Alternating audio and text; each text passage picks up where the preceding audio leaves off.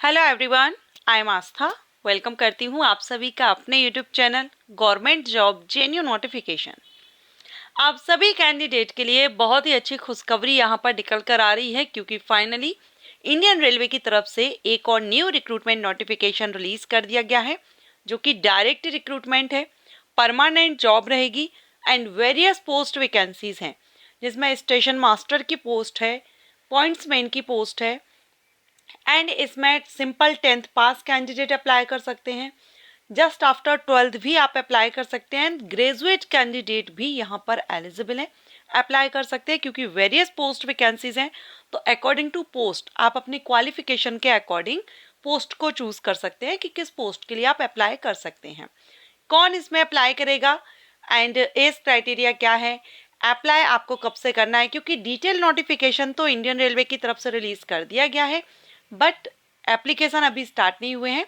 So opening date, closing date, examination date and all other important points को हम इस video में cover करेंगे।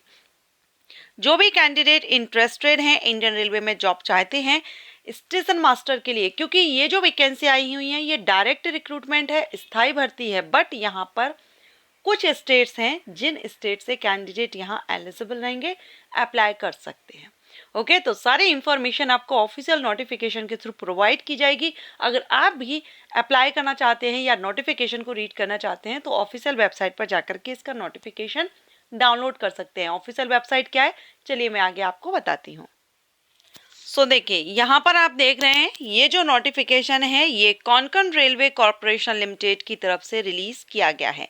कोंकण रेल रिक्रूटमेंट सादर सेवा, आप देख रहे हैं employment notification number and recruitment for the post in various categories. अलग अलग कैटेगरीज की पोस्ट है जिनके लिए एप्लीकेशंस इनवाइट किए जा रहे हैं।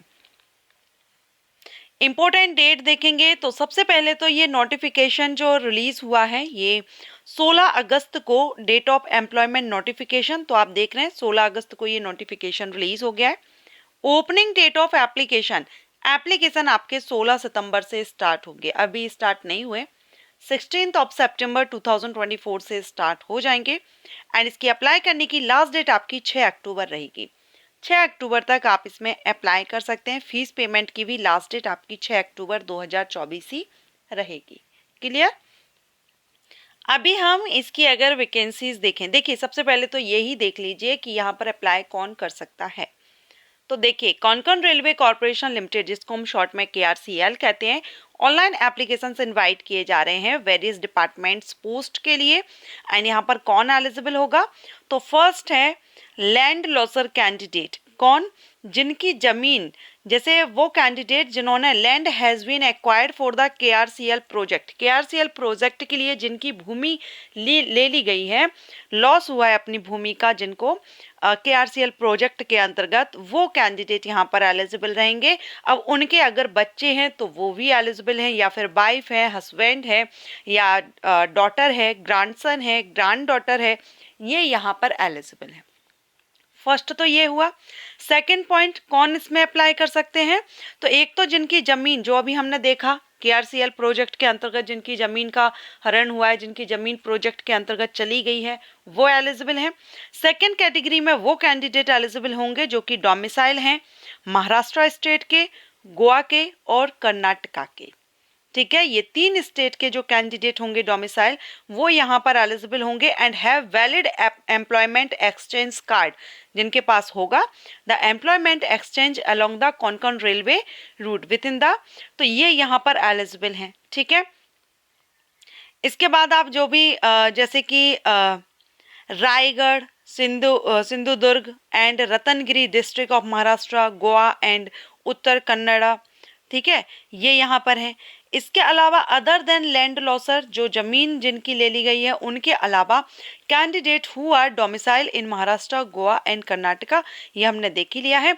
और वो सभी कैंडिडेट भी एलिजिबल होंगे जिन्होंने KRCL में कम से कम 3 साल की नौकरी अगर अपनी रेगुलर कर ली है। तो ओवरऑल अगर हम देखें तो एक तो लैंड लॉसर कैंडिडेट जो KRCL प्रोजेक्ट के अंतर्गत जिनकी जमीन चली गई है। सेकंड, जो यहाँ पर employment exchange along the KR route, जो KRCL का जो रूट है वहाँ पर एम्प्लॉयमेंट एक्सचेंजेस जो रजिस्टर्ड हैं वो रहेंगे।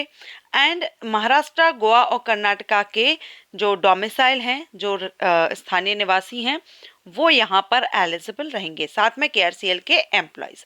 तो ये कैंडिडेट यहाँ पर एलिजिबल हैं, इनके अलावा अदर कैंडिडेट इन पोस्ट के लिए अप्लाई नहीं कर सकेंगे।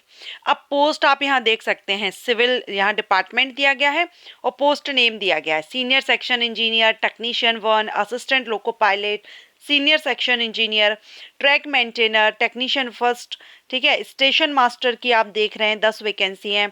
पॉइंट्समैन की टोटल 60 वैकेंसी है। गुड्स ट्रेन मैनेजर के लिए 5 वैकेंसी है। कमर्शियल सुपरवाइजर के लिए 5 है। ईएसटीएम सर्ट के लिए 15 वैकेंसी है। तो ये पोस्ट है जिन पर वैकेंसी आई हुई है और इन्हीं के लिए जो क्वालिफिकेशन है वो आपकी रखी गई है 10 टू ग्रेजुएट कैंडिडेट। सैलरी भी आप देख रहे हैं, जैसे अगर हम स्टेशन मास्टर की देखें तो 35,400 से स्टार्टिंग रहेगी। एंड पॉइंट्समैन की देखें अगर इसमें, तो पॉइंट्समैन के लिए 18,000 से लेवल 1 से सैलरी है। तो यहाँ आप पोस्ट के अकॉर्डिंग सैलरी देख सकते हैं, किस पोस्ट के लिए आप अप्लाई कर रहे हैं उसके लिए कितनी सैलरी आपको यहाँ मिलने वाली है। एज 18 से 36 साल रखी गई है फॉर अनरिजर्व कैंडिडेट के लिए। फ्रेशर कैंडिडेट एलिजिबल हैं। सिर्फ कैटेगरीज जो अभी हमने देखी ना कि कौन इसमें अप्लाई कर सकता है, बस उनको ध्यान रखिएगा, बाकी एक्सपीरियंस वगैरह या स्पोर्ट्स पर्सन ऐसा कुछ नहीं है। फ्रेशर कैंडिडेट यहाँ पर एलिजिबल रहेंगे। 18 से 36 साल जनरल कैंडिडेट के लिए एज है। एंड रिजर्व कैटेगरीज के कैंडिडेट को आप चार्ट देख रहे हैं, अकॉर्डिंग टू कैटेगरी आपको रिलैक्सेशन मिल जाएगा अप टू 49, 51 ईयर तक का यहाँ पर आपकी कैटेगरी के अकॉर्डिंग एज रिलैक्सेशन दिया गया है।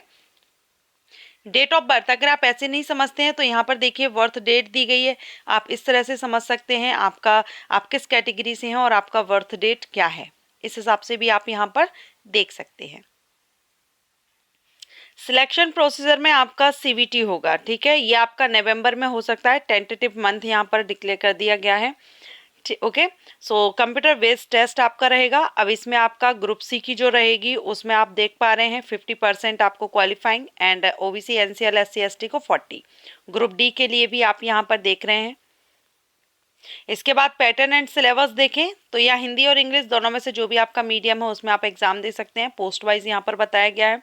इसमें आपका general science and examination duration total 90 minute का है। बेसिक मैथमेटिक्स से 20, जनरल साइंस से 10, जनरल अवेयरनेस से 20 एंड टेक्निकल एबिलिटी से 50। टोटल 100 क्वेश्चंस रहेंगे।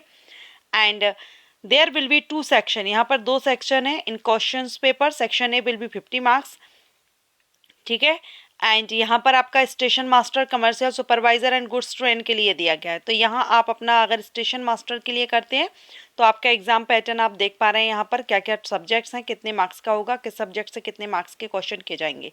तो पोस्ट वाइज यहाँ पर बताया गया है किस पोस्ट के लिए रिटन एग्जामिनेशन में आपसे किस टॉपिक से या किस सब्जेक्ट से क्वेश्चन किए जाएंगे। डिटेल सिलेबस भी आप आगे नोटिफिकेशन में यहाँ पर देख रहे हैं। या आपको सब्जेक्ट वाइज डिटेल देखिए, general awareness and reasoning, technical ability, ठीक है। तो ये आपका basic science, basic mathematics, detail syllabus भी आपको इसमें प्रोवाइड किया गया है, तो आप नोटिफिकेशन में ही देख सकते हैं।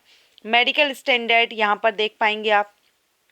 इसके बाद अगर हम क्वालिफिकेशन, क्योंकि वैसे मैंने आपको बता दिया है लेकिन आपको आपकी पोस्ट के अकॉर्डिंग देखना होगा, तो हम इसमें क्वालिफिकेशन देखेंगे। ये इलेक्ट्रिकल के लिए जब आप करेंगे सीनियर सेक्शन इंजीनियर के लिए तो यहाँ 4 ईयर का बैचलर डिग्री मांगा गया है, ठीक है। ये आप यहाँ देख लेंगे। हम बात कर रहे हैं असिस्टेंट लोको पायलट की। असिस्टेंट लोको पायलट के लिए 10th पास, 12th पास प्लस आईटीआई मांगा गया है, 10th के साथ आईटीआई। और ट्रेड्स यहाँ पर दे दिए गए हैं किस किस ट्रेड से आप एलिजिबल हैं। इसके अलावा आपने 10th किया हुआ है प्लस एक्ट अप्रेंटिसशिप की हुई है, वो भी यहाँ पर एलिजिबल है। 10th के साथ में 3 साल का डिप्लोमा अगर आपने इन सभी जो डिसिप्लिन दिए गए हैं इनसे अगर आपने किया है तो भी आप एलिजिबल हैं। या कॉम्बिनेशन आपने किया हुआ हो वेरियस स्ट्रीम्स का इंजीनियरिंग डिसिप्लिन, तो भी आप यहाँ पर एलिजिबल रहेंगे। इसके बाद हम स्टेशन मास्टर की देखेंगे। तो स्टेशन मास्टर के लिए graduation in any discipline candidate apply कर सकते हैं, any graduate candidate. Goods train manager के लिए भी एनी ग्रेजुएट कैंडिडेट एलिजिबल है। पॉइंट्समैन के लिए सिंपल 10th के बेस पर आप अप्लाई कर सकते हैं, कोई आईटीआई वगैरह की रिक्वायरमेंट नहीं है। इसके बाद अगर हम देखें यहाँ पर ईएसटीएम थर्ड के लिए, तो यहाँ पर 12th अगर आपने फिजिक्स और मैथमेटिक्स से किया है तो वो कैंडिडेट यहाँ पर एलिजिबल है। 10th प्लस आईटीआई वाले भी एलिजिबल हैं इस पोस्ट के लिए। एंड कमर्शियल सुपरवाइजर के लिए एनी ग्रेजुएट कैंडिडेट एलिजिबल है। ओके। तो अगर आप भी अप्लाई करना चाहते हैं और आप इनमें से किसी एक कैटेगरी से बिलोंग करते हैं, जो हमने 3 कैटेगरी देखी, तो आप यहाँ पर अप्लाई करने से पहले एक बार नोटिफिकेशन रीड आउट कर लीजिएगा। एंड एप्लीकेशन आपके 16 अक्टूबर से स्टार्ट होंगे, अभी 16 सितंबर से स्टार्ट होंगे। सो अभी स्टार्ट नहीं हुए हैं, और जब स्टार्ट होंगे उसके पहले भी मैं आपको एक बार अपडेट जरूर दे दूंगी। वीडियो अच्छा लगा हो लाइक एंड शेयर कीजिएगा, एंड अदर वैकेंसी अपडेट के लिए, courses, entrance exams and job profiles के लिए चैनल को सब्सक्राइब कीजिए। Thanks for watching.